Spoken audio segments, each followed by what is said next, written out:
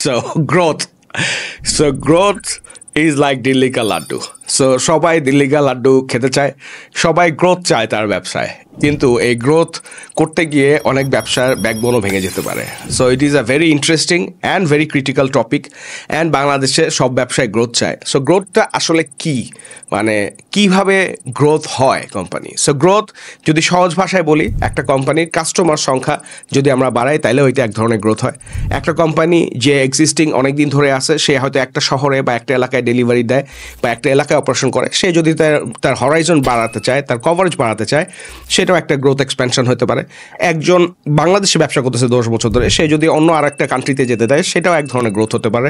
হ্যাঁ, একজন ধরেন একটা স্পেসিফিক ক্যাটাগরি নিয়ে কাজ করতেছে, সে যদি আরও কয়েকটা ক্যাটাগরি নিয়ে আসতে চায়, যে সায়েন্স আমার এখন অনেক কাস্টমার আছে, why don't I bring some more categories, যাতে আমি আরও বেশি কাস্টমারের কাছে, একই কাস্টমারের কাছে বারবার বিভিন্ন জিনিস সেল করতে পারি। সো সবভাবেই গ্রোথ ইজ পসিবল। সো এখন গ্রোথটা কখন দরকার, মানে when you need a growth expert বা when you need to grow, it is only the founder knows যে when is the right time, and if the founder doesn't know, then you have to think 10 times before doing a growth drive. You need to consult with someone whether my business is growth ready or not, whether I have the proper team or not, আমার কি financially backup আছে, এবং আমার যে finance backup আমি মনে করতেছি যে ইটস সাফিসিয়েন্ট, এটা কি আসলেই সাফিসিয়েন্ট, নাকি আমি যেখানে যেতে চাচ্ছি এর জন্য আরও বেশি ফান্ড লাগবে। আচ্ছা, আমি যে ফান্ড খরচ করব, এই ফান্ডটা দিয়ে আমি কতখানি গ্রোথ করতে পারবো, এবং গ্রোথটা হলে কি আমার my team be able to control the growth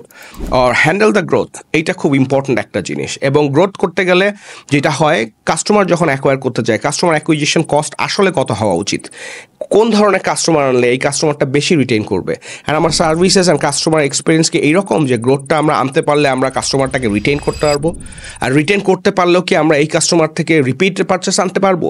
তো এরকম সব কিছুর হিসাব মিলেই গ্রোথের আলটিমেট হিসাবটা হয়।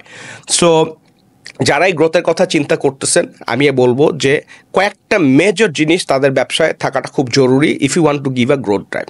ফার্স্ট হচ্ছে আপনার যে ব্যবসাটা আছে, it has to make money, মানে ব্যবসার যে প্রোডাক্ট আপনার সেল করতেছেন, এখানে প্রোডাক্টে মার্জিন থাকতে হবে, মানে প্রফিট মার্জিন থাকতে হবে, যে আপনি সেল করলে প্রফিট হচ্ছে।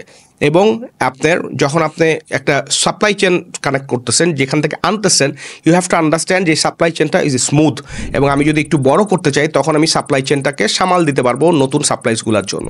অ্যান্ড আমার বুঝতে হবে যে এই প্রোডাক্টে যদি আমি কাস্টমার অ্যাকোয়ার করতে চাই, তাহলে কি আমার কম টাকায় হবে না বেশি টাকা হবে? বেশি টাকা যদি হবে, তাহলে আমার যে প্রফিট মার্জিন আছে সেইটা কি এই যে কাস্টমার অ্যাকুইজিশনের যে কস্ট, সেটা কি ম্যাচ করতে পারবে বা মিট করতে পারবে? আচ্ছা, এই কাস্টমারকে যদি আমি একবার সেল করি, তাহলে লাইফ টাইমে আমি আরও কতবার তার কাছ থেকে রিভিনিউ নিতে পারবো? এইটাকে বলে life time value of the customer. Life time value of the customers কি এই প্রোডাক্টে বেশি হতে পারবে না কম হতে পারবে?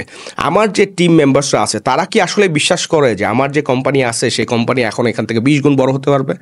তারা যদি বিশ্বাস না করে, তাহলে কোন ধরনের লোক আমার টিমে থাকা উচিত, কাদেরকে আমার টিমে আনা উচিত? এরা কি অলরেডি স্কিল্ড পিপল যারা getting high salaries in the industry, তাদেরকে হায়ার করা উচিত, নাকি মিডিওকর লোকজন নিয়ে মাইন্ডসেট চেঞ্জ করে তাদেরকে বিল্ড করে তারপরে আনা উচিত?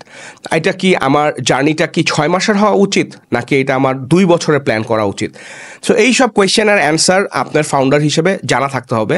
হ্যাঁ, এবং আপনি এটা 1 বছর পুরনো ফাউন্ডার হন আর 10 বছর পুরনো ফাউন্ডার হন, এইগুলো যদি আপনি অ্যাসেস করতে চান, and if you don't know the answers but if you think that you need someone's helps to get this answer, we can actually help you. Because আমরা 2 লাখ টাকা মাসিক রেভিনিউ থেকে 50 কোটি টাকা মাসিক রেভিনিউ এই সব ব্যবসার সাথে কাজ করছি। We have personally funded multiple startups, multiple companies, and আমরা অনেক ফেলও করছি, এবং ফেলগুলো থেকে আমাদের যে লার্নিং আছে সেই লার্নিংগুলো নিয়ে আমরা অনেক কোম্পানিকে সাকসেসফুলও করছি।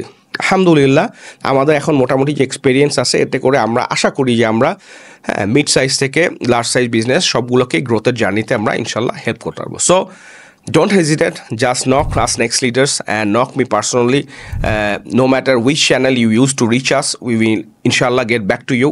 There might be some delays in the response, but don't worry, we will surely get back to you. Thank you very much. Assalamu alaikum.